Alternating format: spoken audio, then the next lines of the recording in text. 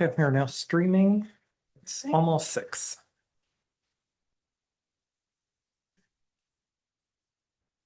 Okay. All right, it's 6 o'clock, so we'll call to order this meeting of the Finance and Personnel Committee for June 4th. Can we start with the roll call, please? Yeah, Jackson, Here. Caniro, Here. Lorman, Here. present. Great. The first item of business is the approval of the minutes of the May 21st, 2024 Finance and Personnel Committee meeting. Any corrections or comments on the minutes? No. All right, hearing none, the minutes are accepted as circulated. Next is the audit of the bills. And Bill, do you have any updates for us for the credit cards or the invoices? No updates or additions tonight. All right, then can I have a motion to approve? This is Jackson. I make a motion that we approve the order of the bills. Okay, Armand, second. thank you. Any discussion? Hearing none, all those in favor signify by saying aye. Aye. Aye. Any? Is that an aye for you? Aye. Sorry. That's okay. Any opposed? All right, the ayes have it. Moving on, we have a presentation. It's the presentation and acceptance of the city's 2023 Annual Comprehensive Financial Report. And with us tonight is John Rader, of Baker Tilly, constituent of mine in District 6. Welcome. Yeah, thank you very much for having me. I appreciate it. It's nice to see all of you. Should be a familiar face to all of you, but if not, I'm a director of the Baker Tilly here in the Madison office and kind of lead the effort, or at least sign the report for the city of Middleton's audit. And as I go through my materials this evening, if you have any questions, just stop and ask me. That's what I'm here for. I'm going to focus most of my time on something that I know is part of your packet, this financial highlights. It's kind of an easier way to look at where the city landed at the end of the year versus flipping through all the different pages. But before I jump into that, I just want to mention a couple of things. We actually just issued in final yesterday, so it's kind of hot off the press. I don't know how many people are scrambling for it, but you know, certainly this committee is interested in where the city is at the end of the year. And this is one of the first ACFR's annual comprehensive financial reports, a full set of financial statements that we issue. So we're able to issue earlier because, in large part, because of the efforts of Bill and Diego and everybody else at the city in preparing for the audit. It goes very, very well. It has year after year, and this year's no exception. We ask for a lot of different things during the course of the audit, as does the utility team when we come out here. And those are readily available for us to dive in with our, our team. And it's also prepared very accurately. So we appreciate that. Kind of lets us focus on what we're supposed to focus on during the course of the audit. As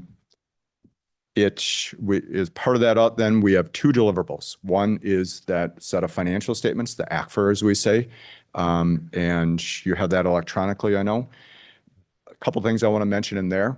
Up front, you're going to see an independent auditor's report. That's our audit opinion, as we say. It's just in large part boilerplate language, but that's what you want to see. It's 2 or 3 pages driven by the standards that basically say we have issued a clean or unmodified opinion on your financial statements. That means a couple things. It means that you've adhered to all the different accounting rules or GASBs, and we've got almost 100 of them now that are relevant, and that the numbers in the financial statements or schedules are materially correct. And we consider materiality by opinion unit, as we say. So there's a number there for the general fund, for the different TIFs, the utilities, and so on down the line. So those numbers we can attest to as being materially correct. There are other sections of the ACFR, though. Up front, there's the management discussion analysis, the MD&A, and in the back, the statistical section. Those are prepared by the city. And I encourage you, if you're going to spend any time looking at the financials, I think I said this last year too, I would direct you towards that. The MD&A is like an executive summary where you can see the last 2 years of data, but probably more importantly, why things change. There's some reasoning behind that the Government Finance Officers Association, GFOA, requires when you submit your report to them. And Bill does an outstanding job of providing some context behind those changes.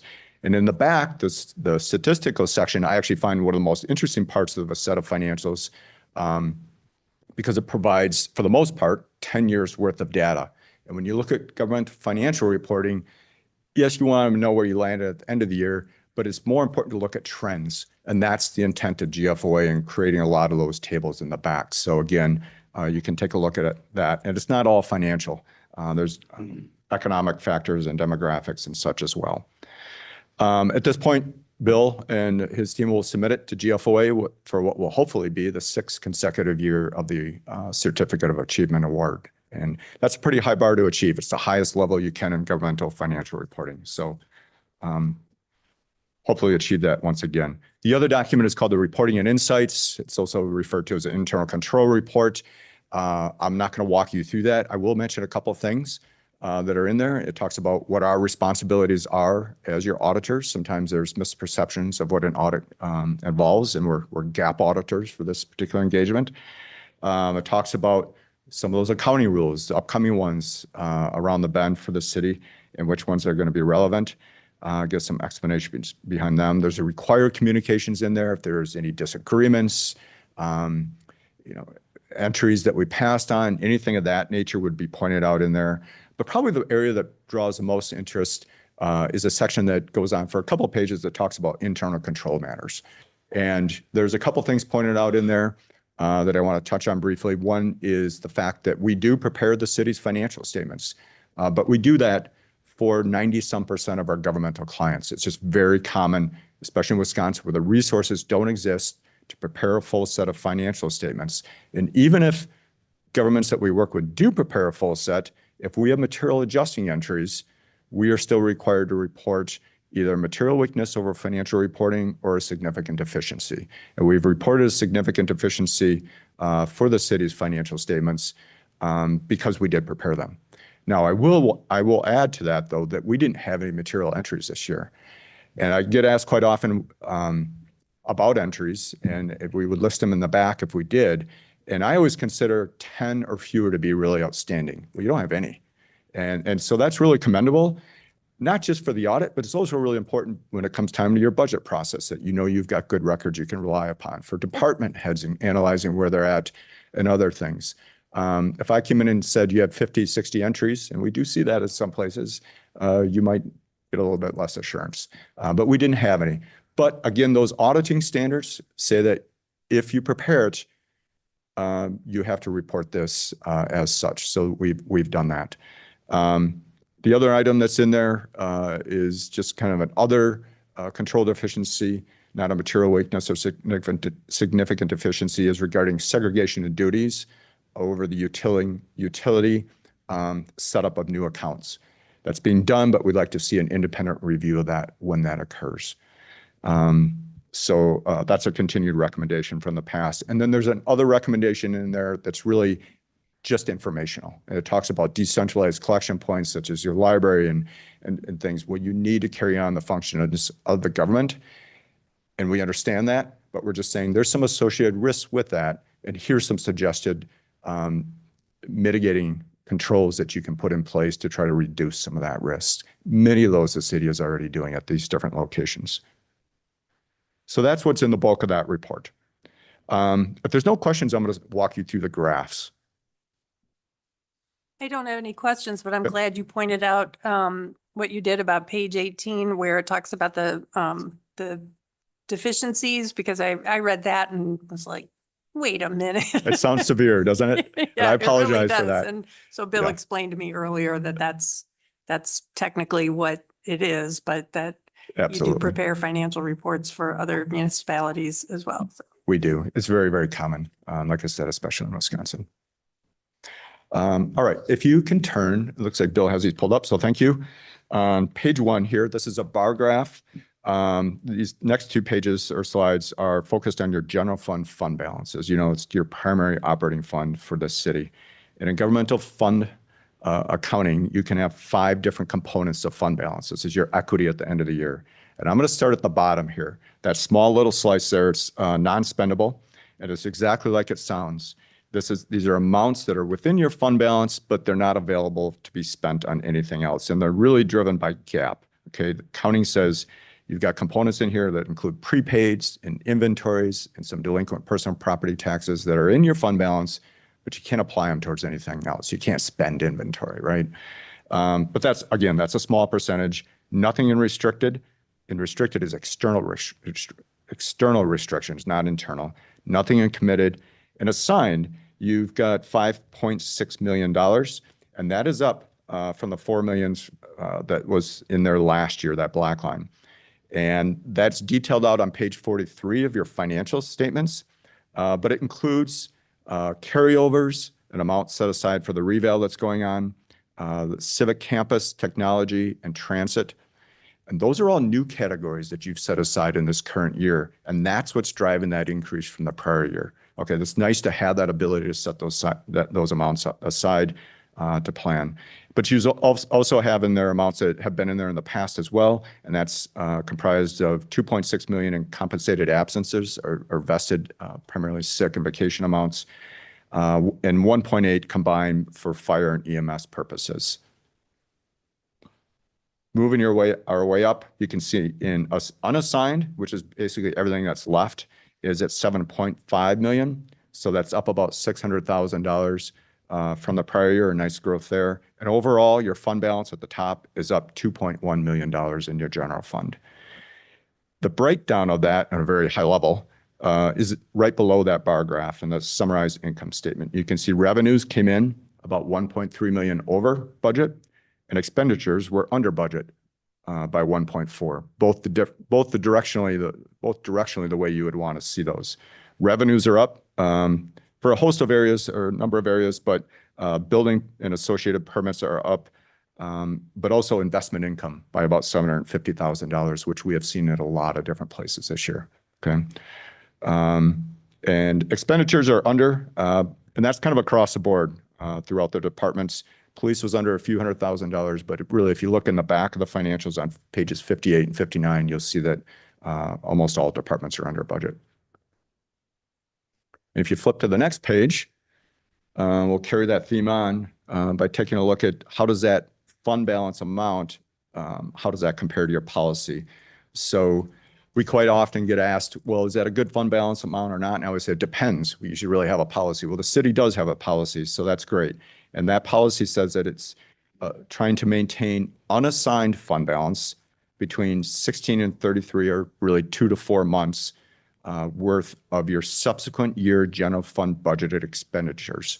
So the 2024 budget expenditures, less amounts being applied towards debt service or transfer to other funds. So those numbers are calculated out there, as you can see. And so you're at 30%. Last year, you were at 28%. And as you can see from this line graph, you've been within your policy every year for the last 5 years. Now, other places we audit are these blue dots here, but there's a distinction here. There's a difference because the data that we accumulate once a year from our other clients of similar size, this includes both assigned and unassigned, where your policy is, you can see how the red line here is really just focused on your unassigned. So I did do a quick calc. If you combine both of those for the city of Middleton, you would be at 52%. So you would be about 10% above that blue dot. So can I ask about that? So are you saying, John, that other municipalities have in their fund balance policy, it's both the unassigned and the assigned that they have a target for? It really varies from place to place. There's a lot of different fund balance policies out there. Some will actually set a threshold and they'll keep it at, say, 40% year after year. Anything extra, they move into a separate category or sometimes a separate fund for capital purposes. So it varies. And that's why it's hard to compare, for instance, Middleton to any other municipality. I think what's the real important takeaway here is you've been within your policy. You've got a good policy. If it was a lot lower, that would, create some budgetary issues perhaps. But you have, what in my mind, a good policy for good fiscal management. And you can just kind of see how you do compare to other places, knowing that you're just as strong. Okay, that's a great question. Okay, so shifting gears, the next 2 pages are taking a look at debt. And on page 3, this is your debt capacity. Again, you have a policy for debt, which we don't see, we probably see in a quarter of the situations. And it's good that the city does. So geo debt outstanding at any time should not exceed 2/3 of the city's legal debt margin. So by statute, you're limited to 5% of your equalized value. The city's policy bumps that down to 2/3 of that. And so at the end of the year, you can see the black line is your equalized value. And that went up about 7.6% from the previous year. And the red line is your debt. Overall, it's pretty flat, but it did inch down just a bit by $1 million. So your the amount of debt capacity that you were utilizing, it was 14% at the end of the year. Last year it was 16%. So it went down just a couple of percentage points because of the growth and the decrease in the debt.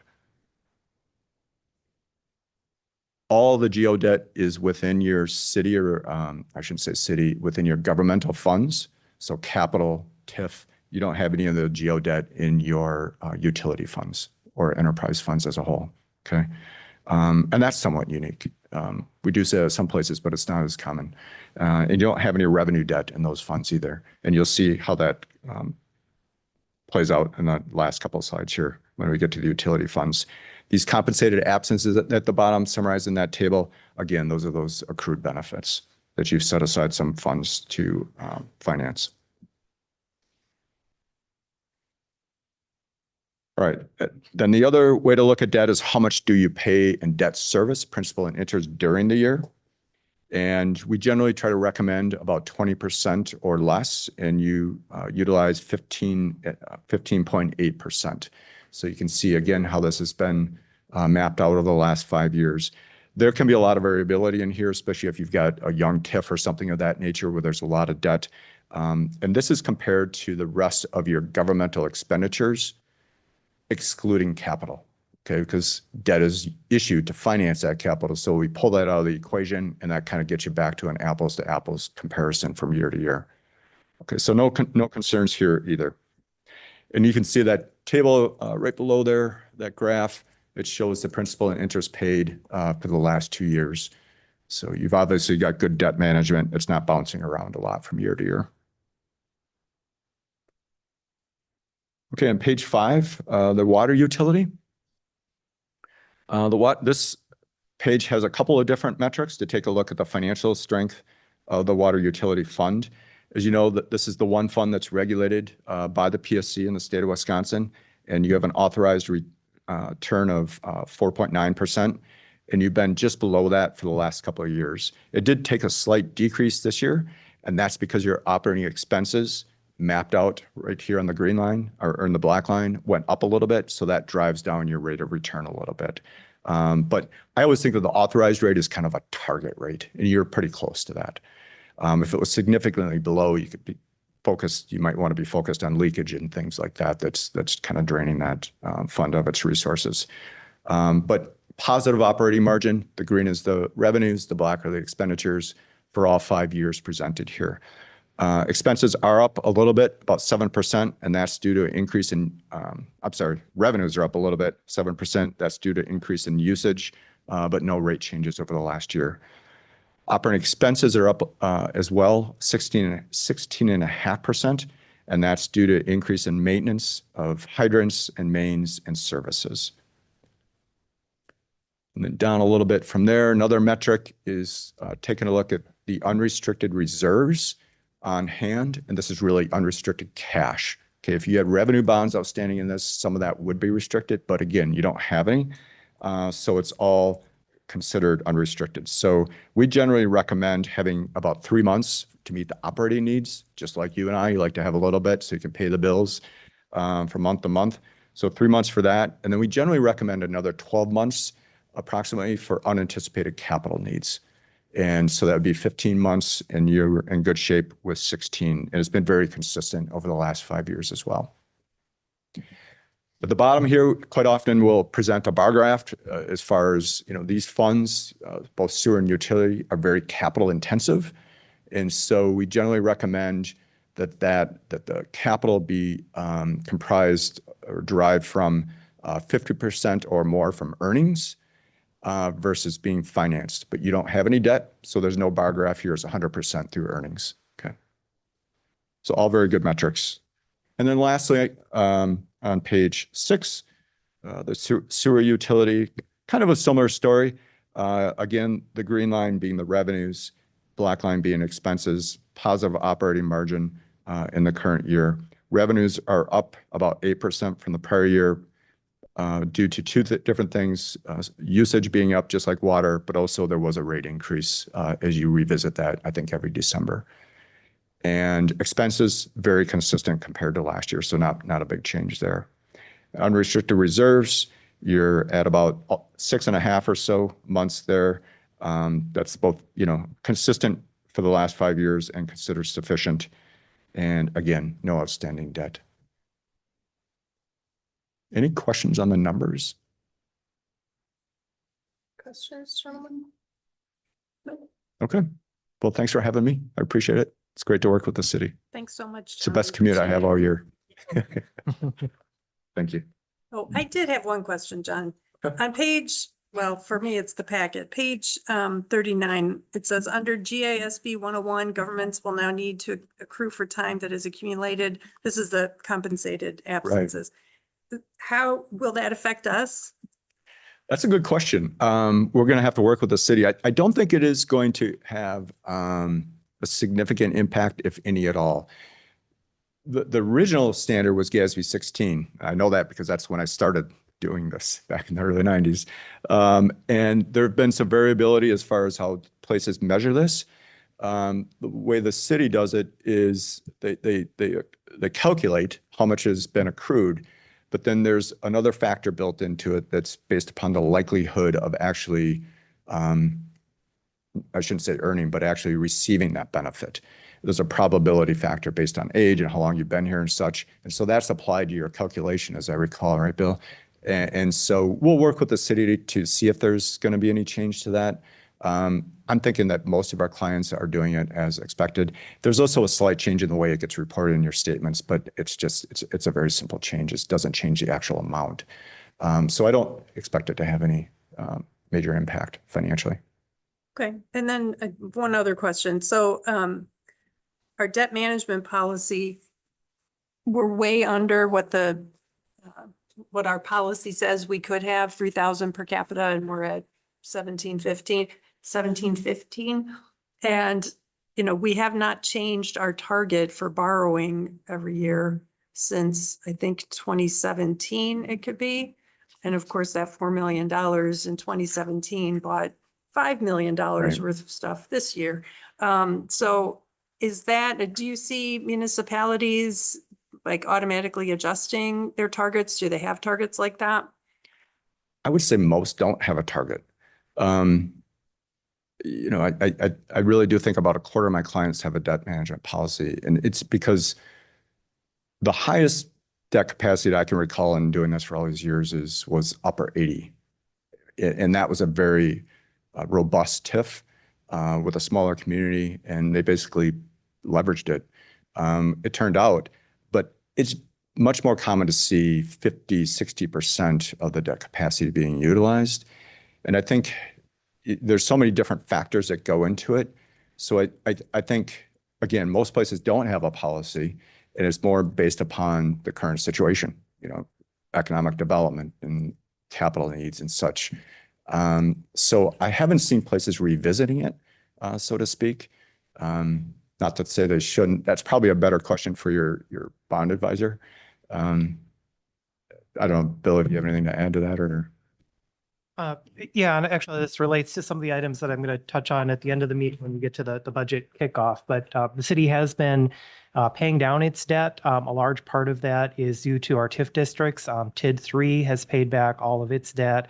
Previously, we had debt for the golf course. All of that's been repaid. We were paying down the TID 5 debt as we go forward. As we just discussed, we don't have outstanding debt for our water and sewer utilities. The other thing the city's been trying to do is keep the repayment of our debt rapid and trying to build capacity in the future for future facility projects. So we should be positioned well that we can take on additional debt if warranted for city facilities and be able to layer that in without significant increases in the tax impact and staying within the targets. But that said, I do think it does make sense to revisit that target and the debt management policy, and that's something we'll probably take on this summer as we start getting closer to the budget process. The one thing I'll add to that is I have seen some places actively issue debt because of the way the levy limits are structured. There's kind of an advantage, but then it becomes year after year and you do see the debt build because of that. And it's a hard thing to pull back from. Right, any questions? Great, thanks so much. Okay, thank you. Okay, so can I get a motion from one of the members to recommend that council accept the city's 2023 annual comprehensive financial report? Orman will make motion that we accept the presentation as accepted for the annual 2023 comprehensive financial report. Thank you. This is Jackson. I'll second. All right, any discussion? Hearing none, all those in favor signify by saying aye. Any opposed? All right, the ayes have it. Moving on. We have resolutions, two of them. First one is Resolution 2024-25, amending the 2024 budget and assigned fund balance for public safety retention incentives and police chief recruitment services. Would like to move approval of this. This is Jackson. I'll move approval to accept. Orman will second. All right, discussion. Bill, you If wanna you'd give like, us- I can Sure. provide a brief update. There's a couple things that would be accomplished through this resolution. The first of these is related to the public safety retention payments. As you'll recall, last year we had significant savings in personnel costs due to vacancies within our police department. The city established a retention incentive program that would be paid in quarterly installments for police personnel. As we reviewed and worked with our bargaining units, there is a provision in the EMS paramedics contract as a Me Too clause that extends that if there's a wage increase to one bargaining unit, it would also apply there. There was a question and ultimately a grievance filed as whether or not these retention incentive payments qualified under that clause. The city has gone through a mediation process related for that grievance and reached a settlement. And this budget amendment reflects the budgetary authority for the settlement of that grievance and the paying of a prorated amount of retention incentive payments to the paramedics. So that is the first portion of this, which is the first three lines under expenditures, adding to our budgeted authority for expenditures for the EMS grievance. We did, at the time that we were setting aside our assigned fund balance for the public safety retention incentive, knew that this issue was out there. So the city has sufficient funds set aside in our assigned fund balance for personnel contingency. This is just now we know the final dollar amount, so we're adjusting the budget accordingly. The last item that's on here relates to something we discussed at the last meeting, which is the setting aside of $20,000 to hire a consultant to assist with police chief recruitment services. At that time, because the grievance was not settled, I had recommended that we use general contingency. However, now that the grievance is settled, we know that there are sufficient funds in that personnel contingency to cover this $20,000 cost. So the way this is put together, which I think was my understanding of the finance committee's preference, that $20,000 for the police recruitment services would also come as part of those funds set aside for personnel contingency. Excuse me. And that would leave our full general contingency available and not tapped into yet for this year. Great. All right, any questions for Bill? If not, all those in favor of the motion to approve resolution 2024-25, amending the 2024 budget and assigned fund balance for public safety retention incentives and police chief recruitment services, signify by saying aye. Aye. Any opposed? The ayes have it. Moving on to our second resolution, it's 2024-26, amending the 2024 approved general fund budget and reallocating assigned fund balances for transit and the community campus plan. Can I get a motion? Yep, Orman will like to make a motion that we move to approve resolution 2024-26, amending the 2024 approved general fund budget and reallocating assigned fund balances for transit and community campus plan. Thank you. This is Jackson. I'll second. All right, discussion. I had a question. Does the CDA have any money in the budget that could be used for the community campus plan? Since the buildings that are the focus right now, at least, are all in the downtown area? I don't believe there is anything in the current year authorized budget for the CDA. The CDA does have a fund balance, so potentially fund balance from the CDA could be applied. However, the CDA does not have a lot of revenue sources, so that would be an option, but a caution of if we are reducing fund balance for the CDA, that likely would need to be replenished from some other method in the future. Okay. I appreciate the thought that went into, determining that we could spare some of the money, the excess funds or the unexpected funds that we got for transit, but I'm mindful of our need for making sure we have enough transit funds available. So I was just thinking that if CDA had it in their, not in their budget, but in their fund balance, maybe we could use the $30,702 from that or the general contingency. Is that an option? Yeah, I think that would be an option as well. Yep, there is 100,000 budgeted for general contingency and none of that has been used at this point. What do you folks think? What's the upside? Why not Well, leave it the way it's proposed? because that 30,702 would be coming out of our transit fund then. By not putting it in the transit fund, it's taking it out of the transit fund or depriving the transit fund of that $30,000. And I know that our charges, what we have to pay, the Madison fluctuates, right? I mean, it's Yeah, because of we the do change in have, service and everything, we're still figuring out what everybody's going to be owing.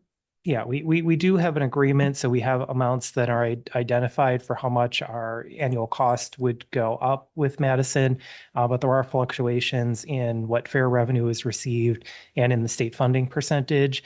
And if there are future cost increases for Madison, ultimately that will apply in future payments that we make to them. So we hope things are more stabilized now, and that was the intent of our current agreement with Madison, but there are those variables in the future. And I think that was part of the intent, that we have sufficient funds budgeted for the 2024 budget, but if we have excess funds available, to set them aside so we have more flexibility in future years. And I can live with this. We're only halfway, not even halfway through the year. I wouldn't want to put 30% of our general contingency into this. So I'm comfortable letting it come out of the transit funds, but I hope as we get towards the end of the year, if we have the ability, we can make that whole. Okay, I had one more question. Is CDA represented on the community campus committee? I'm just wondering if that's something in the future, if we need more money for this project, this part of the project, maybe CDA could put it in their budget for this next year. Yep, they don't currently have a seat on the committee. It's a 9-member committee. 3 are mayoral appointments and the rest are representing different committees, commissions, and constituencies. Okay. All right. There is a vacant seat currently, though. Okay, thanks. Okay, well, if there's no more discussion or questions, all those in favor of approving resolution 2024-26, amending the 2024 approved general fund budget and reallocating assigned fund balances for transit and the community campus plan, signify by saying aye.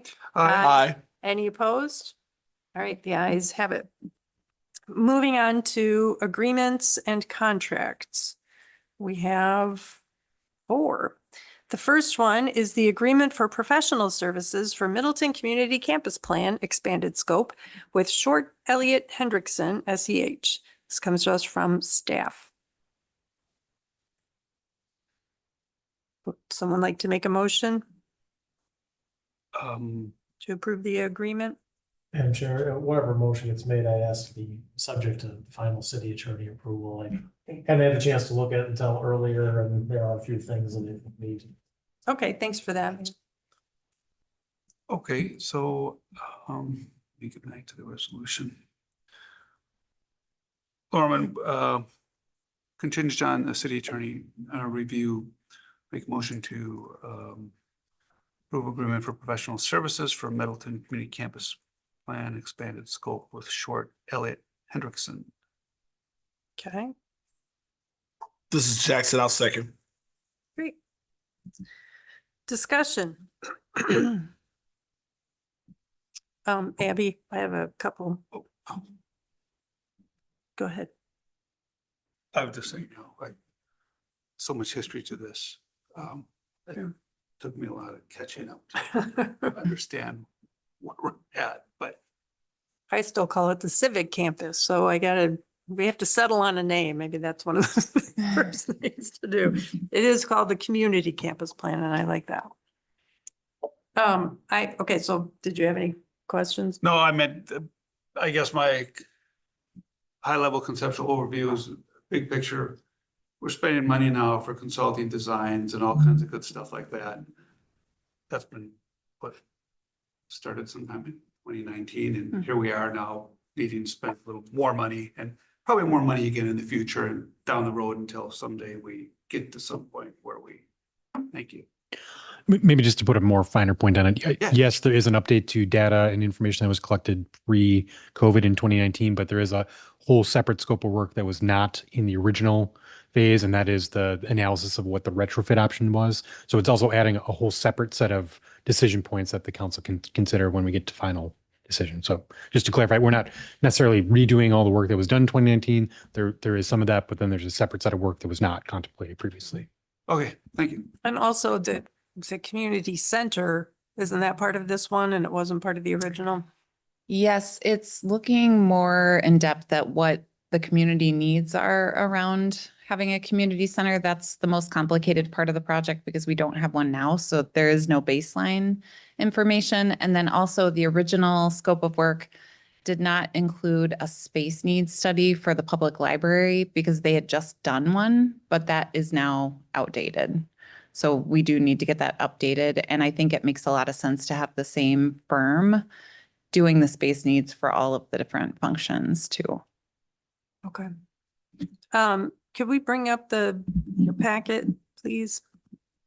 So on page 197,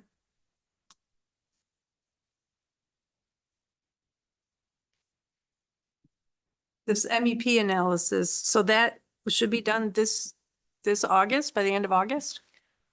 Yes, that's correct. That's We exciting. were hoping that we would, we know that we won't make the initial budget deadline, but we were hoping that we would at least have pretty good information within like midway through the budget in case there were pre-existing needs within city buildings that we wanted to put into the budget for repairing. Okay.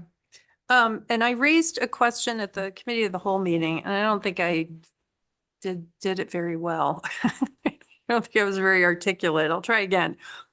When I asked about the difference between like the climate impact difference of new build versus retrofitting, what I was trying to get at is there any way to factor that in? Like ideally you'd do it as a cost, right? If the city has this goal, want to reduce our carbon footprint. And so we're going to price carbon at whatever. And so these are the, if we factor that cost in, here's what we get. That's more complicated than just identifying option A of new build is going to generate X thousand tons of greenhouse gas emissions because of all the new concrete and stuff like that versus option B, the retrofit. And I'm thinking of things like getting geothermal to work on this building would be difficult and costly. It would probably be cheaper for the geothermal part of it, it would be cheaper to tear down the building and start from scratch and, put it in as it's being built. So I guess what I'm hoping, since sustainability is so important to this project and to the city as a whole, I'm hoping that there will be some output that indicates of these 2, 3, or however many options the consultant comes up with, here's your carbon impact for each one. Forget about pricing carbon, but just so we know maybe the cheapest option isn't the best one because it's going to have a longer term impact than we want to have. So I hope I explained that a little better. Yep, I understand what you're saying. I think that our plan to date has been just to look at the operating impacts long-term, but it sounds like you may also want for us to be considering like the construction side and material production. So like really looking at it more holistically. And that is definitely not included in this scope. I would want to check with our sustainability coordinator and our consultants to make sure that they have that level of expertise to be able to provide that. Okay, thank you. And then finally, oh no, not finally, page 198. It says regarding the community center, there will be a study of where a community center could best serve the residents. And I wonder, does that include the possibility of transit service? Because it seems to me that near the downtown might make sense, or near Century.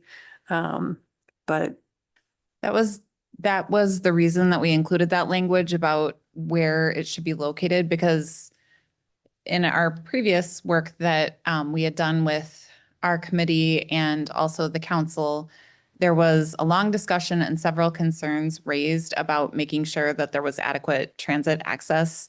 I think that we could also pretty easily put together an analysis that would show like where population density is, if you wanted to prioritize, certain census data, information about different areas of the community, we could easily do that as well. okay. And then finally, on pages 205 and 206, I was trying to figure out what the difference was. Is this page in here twice? It's exhibit 2. It looks like it's in there twice. We Okay. only have one schedule, and I don't know why it's labeled Exhibit 2. Okay. All right, I just wanted to make sure that there wasn't, because I started reading through all the different tasks, but when they seemed the same, I stopped. Okay. I All was right. having some issues with on base, so it's probably that. All right. Okay, I don't have any other questions. Do you gentlemen have any? You actually asked. I did. Okay, thanks. Accused yourself of not being articulate. Difficult time. That's not true. Thank you. Thank you for. Okay, so all those in favor of approving the agreement for professional services for Middleton Community Campus Plan expanded scope with Short Elliott Hendrickson, SEH, contingent on city attorney review and approval, signify by saying aye. Aye. Any opposed? All right, the ayes have it. Moving on to agreement is number 2, agreement with Adaptive Restoration for planning services for Conservancy Lands Plan update. And this comes to us from the Conservancy Lands Committee. Sure. Laura will make a motion that we approve this. However, Kevin Short is in the audience. And if you'd like to hear, would you like to hear from him? A high-level summary, any information? I would like to hear that, but if you want to continue to make your motion, the one thing I was going to ask before you get a second, And city attorney approval. There's a lot Is- of red line in the. do you want to go with the level that the CLC recommended or the staff recommendation? Is the CLC recommended more? And I'm sorry, I'm interrupting your motion, but Oh. Okay, well, if you see on the screen, that's the amount the CLC recommended. right, the $48,000 as opposed to the $36,500. Not to exceed.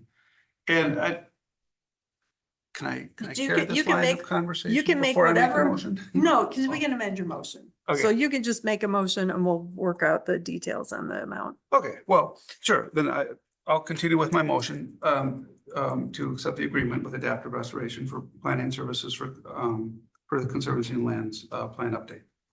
Contingent on, Contingent on city attorney approval, there's a lot of red lines going through it. Yes, Okay. thank you. and Alder Jackson. This is Jackson. I'll second. Okay, now let's discuss. Okay. Right, so, And Kevin, yes, Phil. and Kevin, now, I just let Kevin summarize it. I don't really need to, I was there, but Thank you. Kevin Short, Assistant Director of Parks and Recreation. So our current Conservancy Lands Plan expired in 2023. A Conservancy Lands Plan is something that it allows us to apply for grants. It's sort of our guiding document, how we manage our conservancy lands in the city. And we've asked the Adaptive Restoration, who did the last plan, to give us a scope of services document for update of that plan with what I would say call a wish list of extra things onto that. So that scope of services document came back as a not to exceed $48,000. So what we've done here is we've prepared two agreements, one of which is that document with all our wishes, and then one that's that satisfies our capital improvement project budget in that line item for the most part. The difference between the two documents, the second document, Agreement B, only includes 3 sessions where we take public involvement as opposed to 5. And it also does not have a bird and wildlife survey and management recommendations that go along with that. So at our Conservancy Lands Committee meeting, we put forth this for discussion. Motion was made to recommend the original plan or Agreement A in this document, not to exceed $48,000. Thank you for that.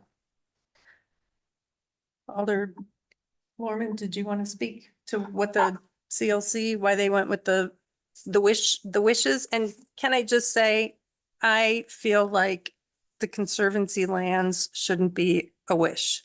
I don't think I'm not saying that's your phrasing. I think it has been in our city budget as a nice to have, but I really think for Middleton, conservancy lands is a must have. So I'd be in favor of going with the CLC's recommendation and finding a way to pay for the extra, less than $10,000. Yeah, 11.5. 11.5, thank you. Oh, sorry. I need new glasses. So comments, why did CLC, were they enthusiastic about the bird and wildlife study? It seems to me like that would be needed. It just seemed to be a general consensus for simply wanting more information and to gather more information, to know as much information as possible. Yeah, and I would say that that bird and wildlife study could be done as a separate add-on, but the items found out in that study would not inform this management plan at the same time. And that's I think a critical difference in the two. When you say that, Kevin, do you mean we wouldn't have the data to inform the plan? Well, Or just- it doesn't matter what we find in the bird and wildlife study, we're still going to do the management? No, the bird and wildlife study would occur after the plan would be written. Right. But Yep. what I'm saying is, would the Conservancy Lands Plan be a better plan, in your opinion, if the bird and wildlife study could inform the plan? Absolutely. There you go. That's what I was trying to figure out which one. And let me ask you this, does the Conservancy Lands Plan drive what goes into master plan updates for other conservancies? Yes. And given that, the Bach 2009 and Graber Pond 2006 master plans are supposed to be updated this year. And as much as I really want to see the Graber Pond one updated, I do believe that these plans should wait until the Conservancy Lands Plan is done.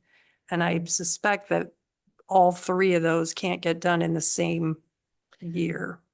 So we have a scope of services document that I think we'd like to put forth at our next finance committee meeting that would be able to do those 2 plans, Bach 09 and Graber 06 updates within our capital improvement funds. Okay. I was going to suggest using those funds. That's certainly a consideration that we looked at.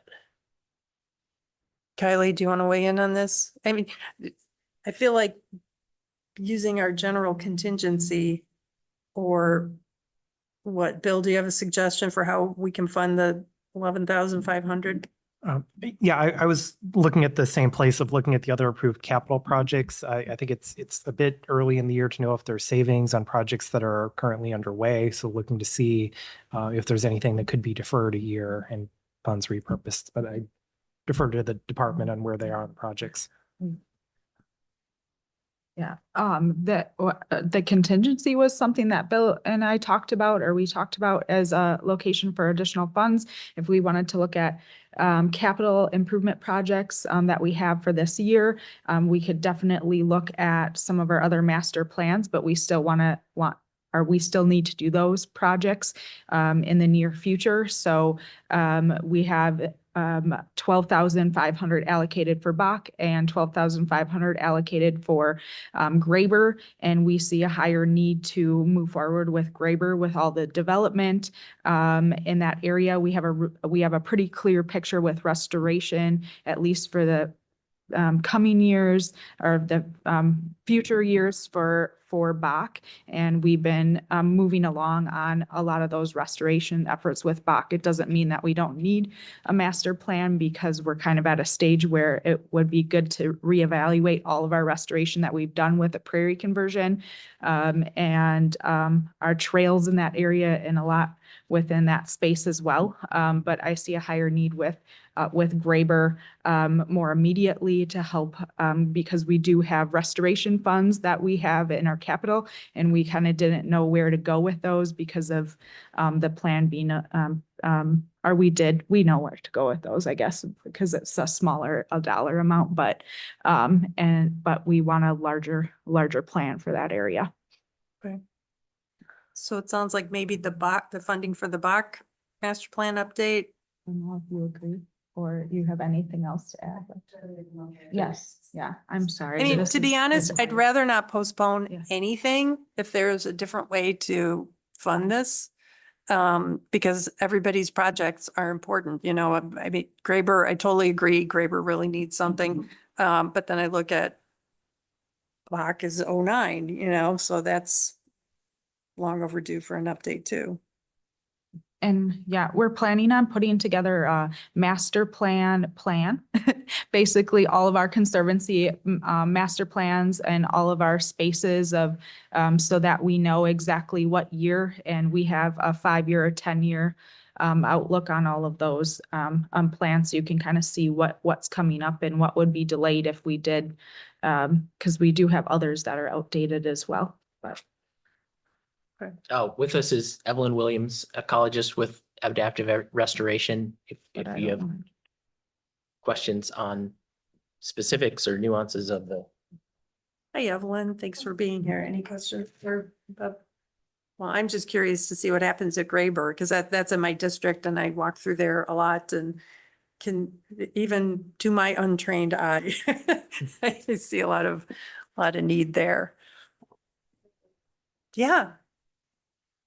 So Evelyn Williams, Adaptive Restoration. So one thing that we see is kind of a synergy between the different master plans and the conservancy lands plans are those public meetings, so that we can combine the public meetings that we have for Graber, the public meetings we have for Bach Forest, and then the public meetings that we need for the conservancy lands plan as well to kind of come together. And that allows us to gather input not only about those individual areas, but then about the conservancy as a whole.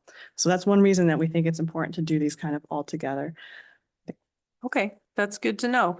And I'm glad you brought that up, because I wanted to ask about the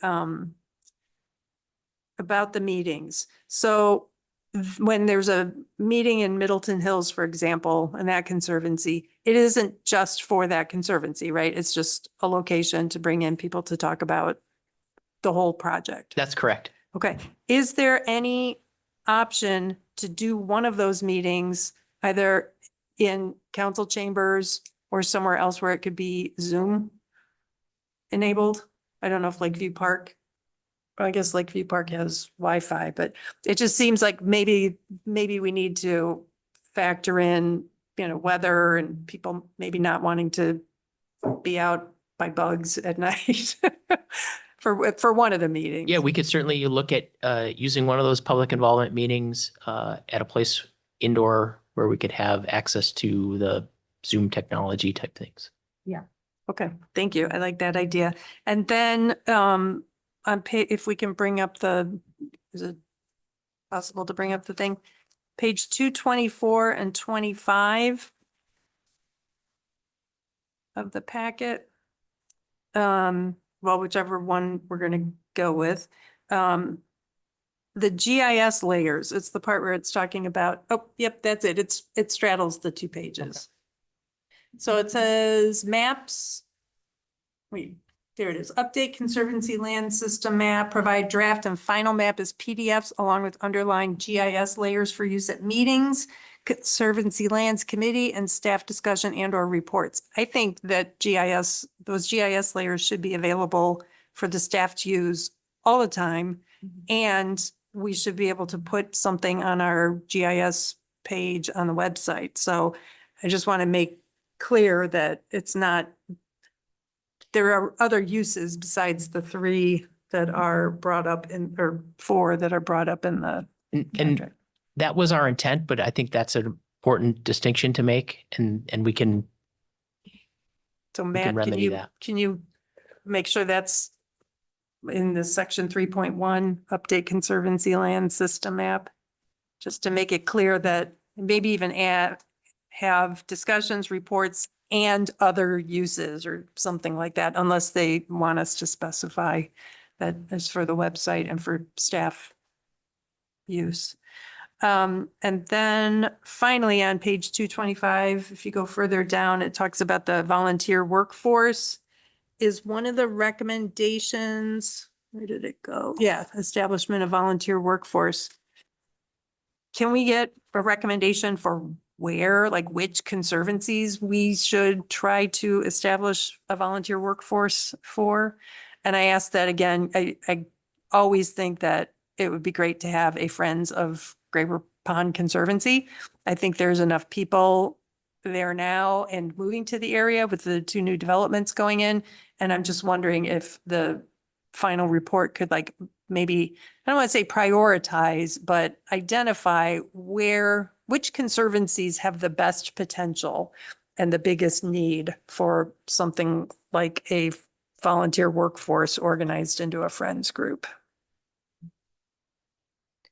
Yeah. Yeah, I don't see, I can't think of an issue why we wouldn't be able to identify that in conjunction with our management needs, our prioritization matrix.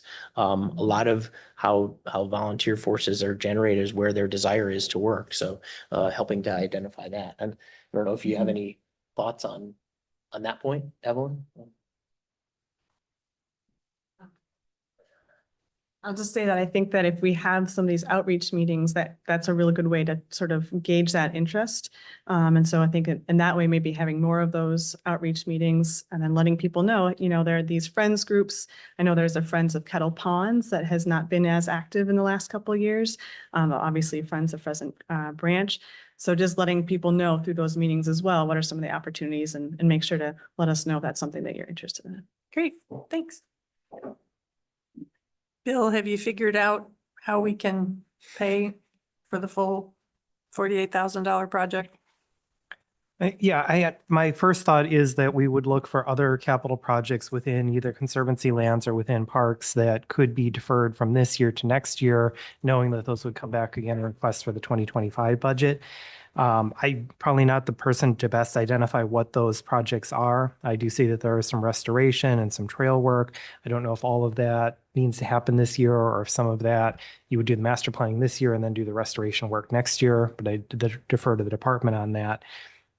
If not another capital project, then we would probably be looking at general contingency at this point in the year.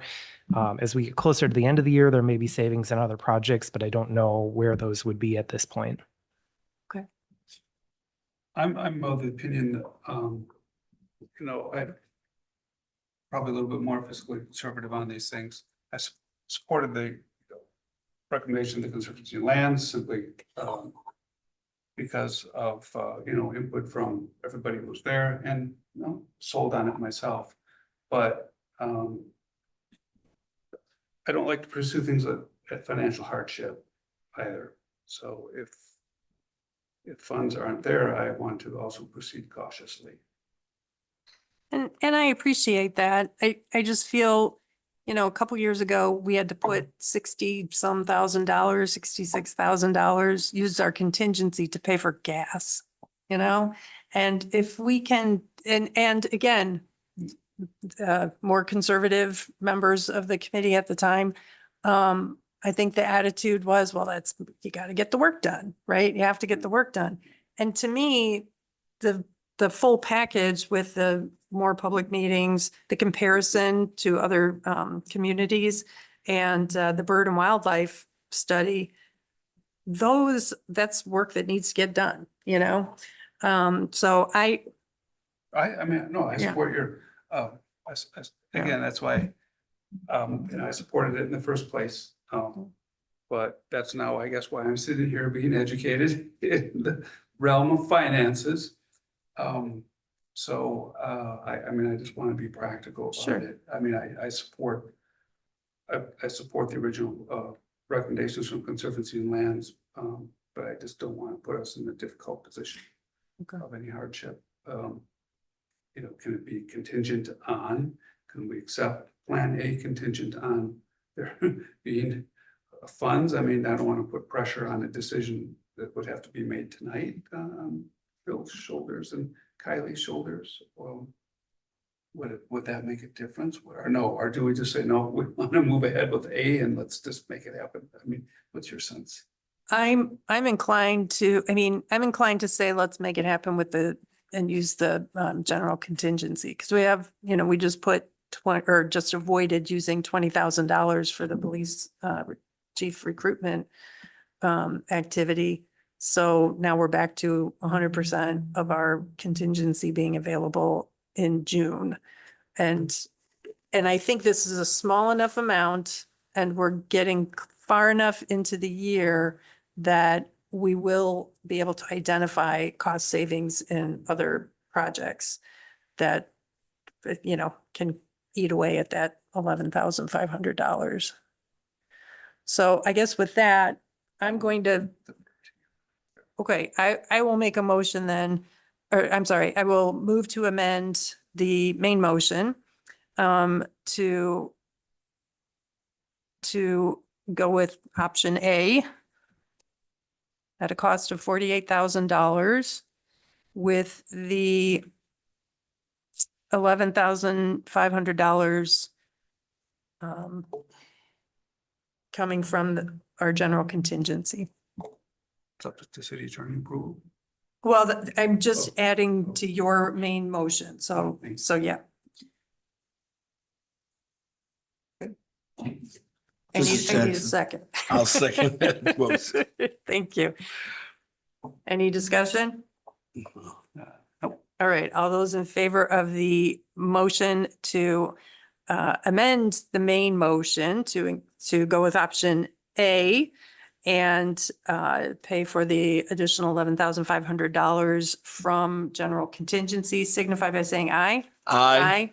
Any opposed? All right, the ayes have it. Now we go back to the main motion as amended, which is to approve this agreement with Adaptive Restoration for Planning Services for Conservancy Lands Plan Update, contingent on city attorney review and approval, going with option A and paying for the addition, option A at $48,000 and paying for the additional $11,500 through general contingency. Signify by saying aye. Aye. Any opposed? All right, the ayes have it. I look forward to seeing this plan. I've been waiting for it.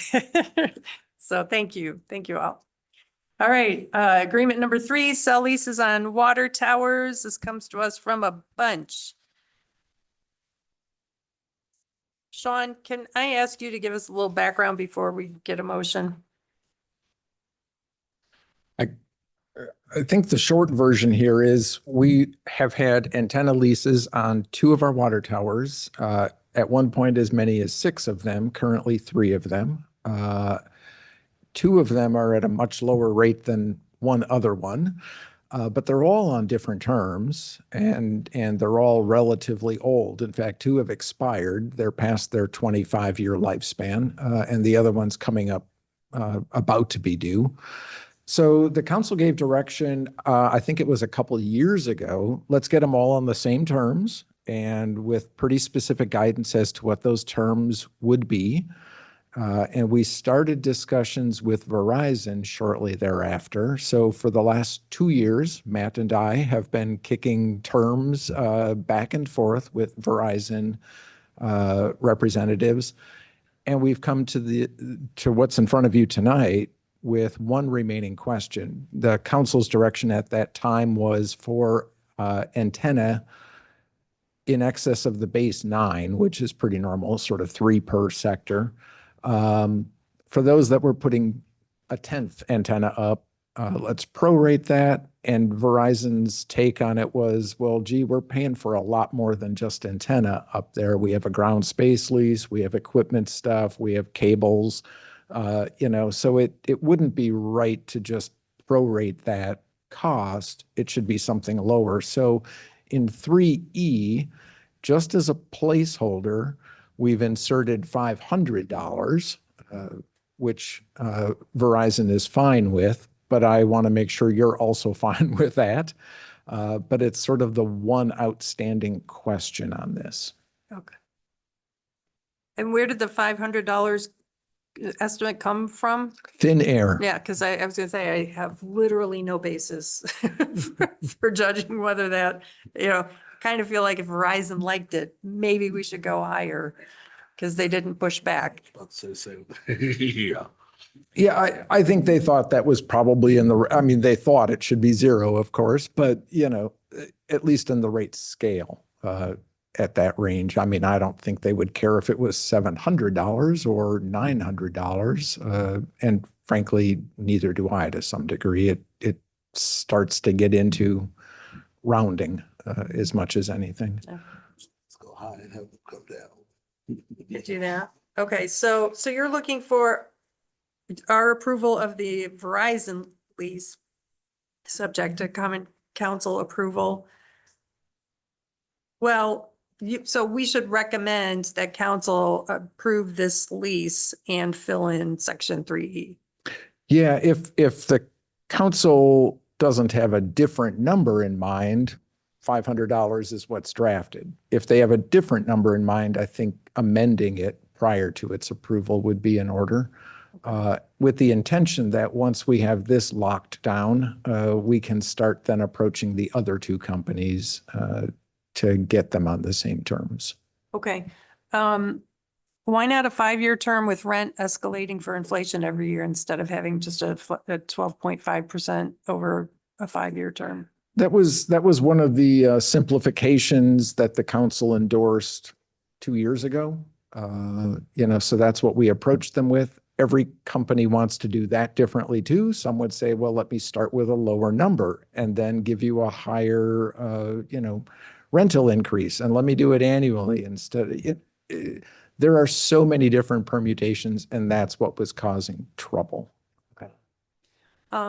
Members, does someone want to make a motion to recommend that council approve the Verizon lease and fill in, subject to city attorney review and approval? Oh, sounds like you've been into it. Yeah, well, probably any remaining review is probably more Sean's because there's exhibits and things that need to be Okay. filled out, but Okay, so the motion would be to recommend that the council approve the Verizon lease and fill in a number in section 3E for the rent value of each antenna beyond 9, with minor edits to be made to the exhibits. Yep, That's be the great. motion I'm looking for.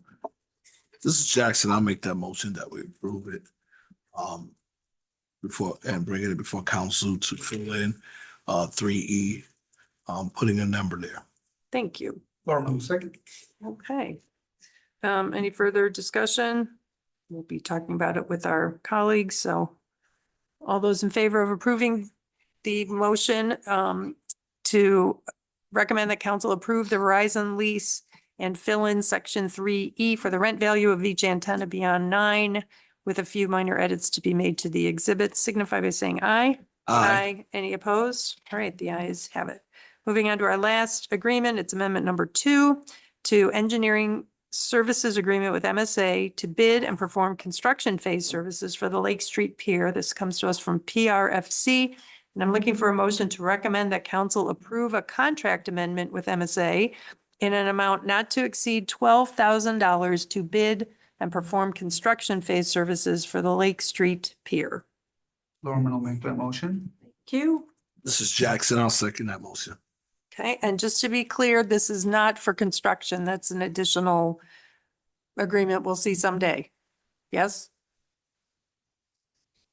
This $12,000 is just for the bidding and construction, or is it the cost of the pier?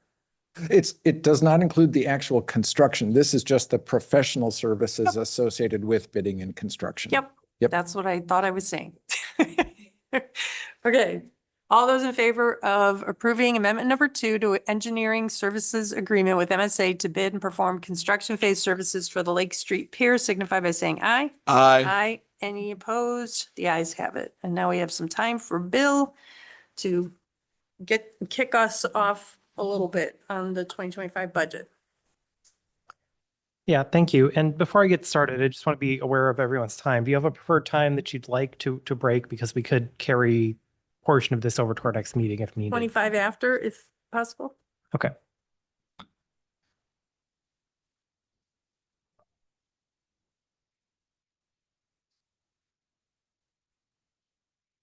Yeah, and then just very briefly before I dive into the 2025 budget, I just want to take a moment to share our award from GFOA. As John Rader had indicated, the city has received for 5 years and hopefully 6 the award from GFOA for our financial statements. This 2024 budget was the first year that we submitted for the GFOA Distinguished Budget Program. We were selected for that program this year. So thank you to everyone on the council for your support, to Brian for your leadership and guidance, and a big shout out to Diego, who is on Zoom, for all of the work and hours that went into putting together those documents. So thank you. Congratulations. What I wanted to do tonight, probably coming into our next meeting too, is just provide some background on our budget process, and the context and situation that we're in.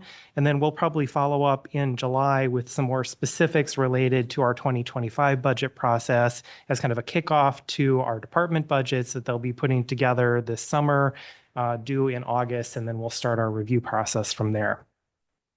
So starting tonight with the budget overview, a lot of this will be familiar for the committee members since you've been through this process before, but just a reminder for anyone that's watching or looking at the presentation that the city budget is really a collection of a lot of smaller budgets for individual funds that act as individual pots of money with their own sources of revenue, their own expenditures, their own purpose, and their own funds that carry from year to year. We have different types of funds. We spend a lot of time focused on the government funds, which includes our general and operating fund. We also have our utilities and enterprise funds, which are business type, our component unit for the CDA, and then we do act as a fiduciary for the Middleton Fire District, as well as tax collection for other jurisdictions.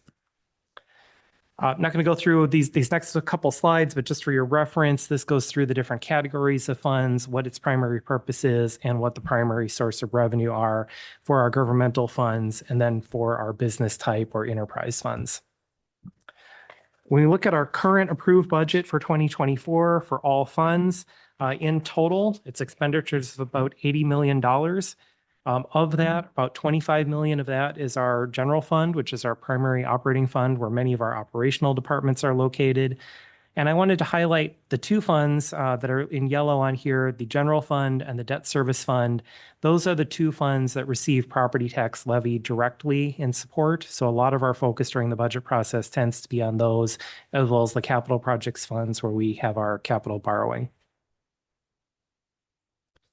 Looking specifically at the city's general fund, this slide takes a high-level view of the revenues of the general fund.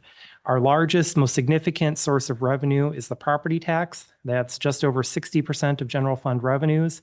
And as you all know, that is limited by the percentage change in net new construction through Wisconsin imposed levy limits, unless there's a referendum or special exception allowing us to exceed that. Intergovernmental revenues includes a combination of different state aid payments, state aids for road, our general shared revenue, payments for exempt personal property taxes and computer aids, recycling. All of that makes up 12% of the budget. And I think the key takeaway for me for this slide is that those two sources represent almost 75% of our budget, and those are controlled by the state of Wisconsin through levy limits and through the state aid that they provide. So the remaining quarter is the area that we really have control over, and that represents everything else from investment income to building permit fees, to ambulance revenues, park and rec revenue. All of that is just that approximately 1/4 of our general fund budget. If we look at how the expenditures break down for the general fund, we have a couple graphs in here. The one in the left looks by major functional areas. So our largest area by far is public safety. That includes our police department, EMS, as well as our contract for fire services with the Middleton Fire District. The next largest category is public works. So everything that public works does, from street maintenance to street sweeping to street lights, maintenance activities, another 16%. So when we look at just those two major areas, that's over 60% of the budget within those functions, followed by general government, and then you can see the other categories from there for the other departments. The graph at the right looks at the breakdown by type of expenditures, so wages, benefits, operating, and transfers. And again, most of our cost is in our staffing and personnel. We're a service organization, so our employees are our main cost. And wages and benefits for employees, again, represents about 60% of our budget, 30% into operating, and the 9% in transfers represents transfers to the library and youth service, or the youth program, youth center, and a lot of that is for personnel as well. So wages and benefit costs really drive our budget. This next slide is a snapshot of our 5-year capital borrowing plan. We put this together each year as part of the budget as we're setting our capital projects for the current year. We also look for additional years in the future. As we discussed during the financial audit presentation, the city's current borrowing target is $4 million per year. The city has increased that over time, and that's kind of been done in chunks over time. So if we go back to 2018 and 2019, for general capital borrowing, we were at $3.5 million. We went up to $3.75 million in 2021. And then in 2022, we were at $4 million. We had an increase in 2023 related to the Pheasant Branch Creek project. We're back at $4 million this year. And similar to the discussion earlier in the meeting, I do think that rather than having an annual target and adjusting it every 2 or 3 or however many years, we might want to consider moving to incremental updates each year to stay closer to inflation. So maybe it goes from 4 to 4.2 to 4.4, and we just kind of consistently move that forward. But that's something that we can work on both as we look at the debt management policy and our budget recommendations this year. Also should add that $4 million in annual capital borrowing, that does not include major one-time cost or facility costs. That's kind of general recurring items. So it's street maintenance, it's vehicle replacements, it's things like what we were discussing within the Conservancy land, parks, and all of our other departments for capital.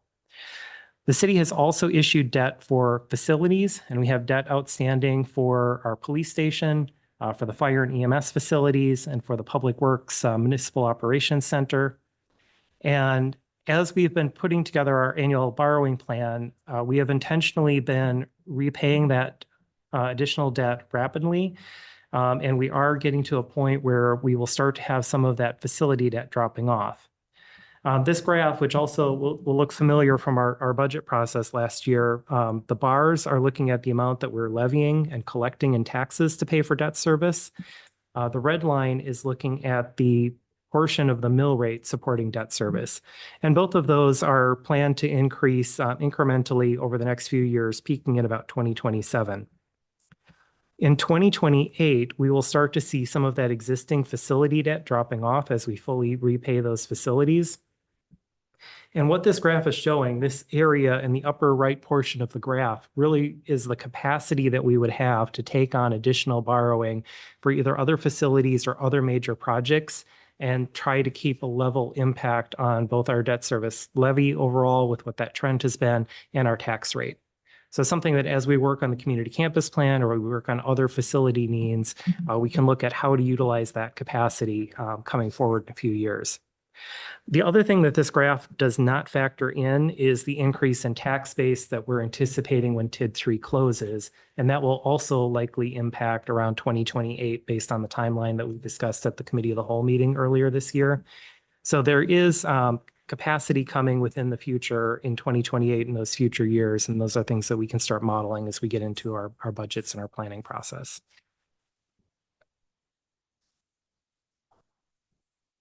Just start into the next section, then make sure we have a time for a break in the meetings. Kind of taking that background and looking at our current context. And this slide summarizes kind of what are our major financial strengths and weaknesses for the city. The strengths, as we heard with the presentation earlier this evening, we have a healthy fund balance level. We have a policy. We've been well within that policy, and we're at a good position going forward. We have moderate debt levels and we have rapid repayment of debt. So we do have that future debt capacity that's coming up in the next few years. Middleton has a strong, growing, and diverse tax base, and we are nearing the end of TIF District number 3 and the closure of that TID, and that provides an opportunity for the city both for any residual value from that TID as well as the increase to our tax base, and we will have the ability to make a levy limit adjustment when that TID closes. So those are all very good things that put us in a strong financial position. That said, we also do have some significant challenges, and the number one of those is the continued impact of property tax levy limits. I've got a slide coming up here that looks at where Middleton is compared to other Dane County cities and villages. We show that every year as part of the budget, and Middleton is consistently one of the lowest mill rates for a municipality in Dane County. Historically, Middleton's tax rate was low, levy limits were imposed, and because of that, we have stayed in that low position. That is a competitive strength for the city and certainly for our residents. However, it does make it challenging to continue to fund operations with levy limits in place that keep that revenue low. There are a few options for increasing revenues. By state law, there aren't many options for municipalities, and we don't have a lot of flexibility over most of our revenue sources. We're seeing as levy limits continue year after year that there are unmet staffing needs and facility needs that the city will need to address in the future. And again, as you're all aware, the city of Middleton has few growth areas, especially compared to some of our peer communities like a Sun Prairie or Fitchburg that have much more areas for growth and therefore more new construction and more tax-based flexibility. This slide is the one that I was just referencing, and this information is from the 2023 budget. The 2024 budget information should be available later this month from the Department of Revenue, and we'll provide that update when it's available. But this looks at, on an equalized basis, so trying to factor out differences in assessment levels, where are the tax rates for just the municipal portion of the tax levy. Madison has typically been the highest at over $7 per thousand. Middleton is just over $5 per thousand, and that's going to drop below $5 per thousand when we get the update for the 2024 budget 2023 tax year. The only municipalities when we put this together a year ago that were lower were Verona and the village of Windsor. And when we look at cities that offer comparable services and types of complexity, probably Fitchburg and Sun Prairie are our closest comparisons, significantly higher tax rate. They also have a significantly higher net new construction growth due to the available growth within their communities. So just something to be aware of when we're looking at the constraints that we're facing going into the budget. I think in interest of time, that's probably where I'll have to stop here. So I apologize to kind of start with a lot of the challenges. We'll have more information on what are some of the options we have to look at and some of the specifics for the 2025 budget at a future presentation. I think just skipping to the end, one thing I wanted to raise and we can discuss further at the next meeting is the budget timeline. We would typically be having departments putting together their budget requests this summer, due mid-August. then we will need some time to meet with departments along with the city administrator and the mayor and work on preparing the proposed budget and budget book by mid-September. We should start thinking about a date in the later part of September for a finance committee work session to meet with departments. I've thrown out some suggested dates of September 16th or the 20th. We may want to look at that following week as well. And then from there, hopefully we could try to keep the schedule to our regular finance committee and council meeting dates through the months of October and November. I think with that, I'll pause. Great, thank you. Yeah, this is my favorite time of the year. I love going through all this, and I will let the members know I'm out of town the week or most of the week that's identified for our budget work session, so we'll have to come up with a plan B. I was just sharing, this is what I walk around with, just so you know, I'll have to get an updated one. Okay, well, thank you for that, Bill. We'll look forward to the rest of it at our next meeting. And with that, the Finance and Personnel Committee stands adjourned.